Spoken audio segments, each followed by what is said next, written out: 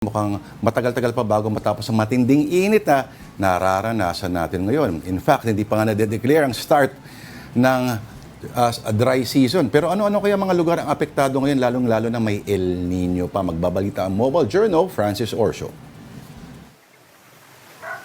May patikim na agad ang mainit na panahon, hindi pa man nagsisimula ang tag-init season. At hindi dyan ligtas ang mahigit 10 lugar sa bansa na makakaranas ng higit sa 40 degrees Celsius heat index.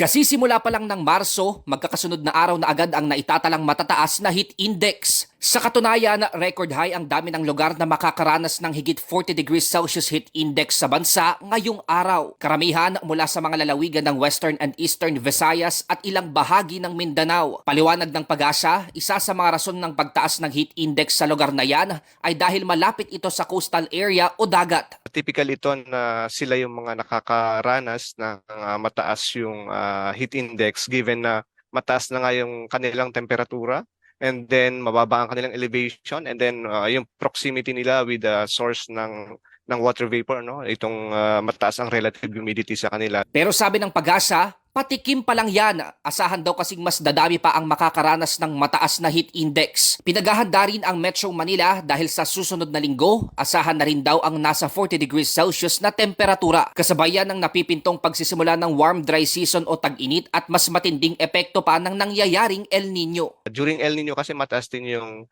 nare-record natin na atmospheric temperature.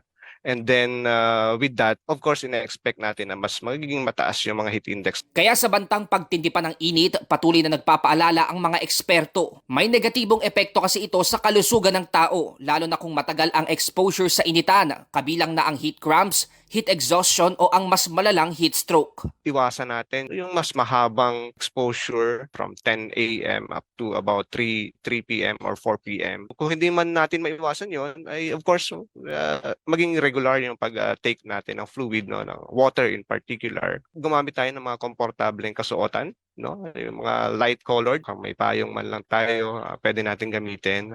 Mobile journalist Francis Orso po, hatid ang mukha ng balita.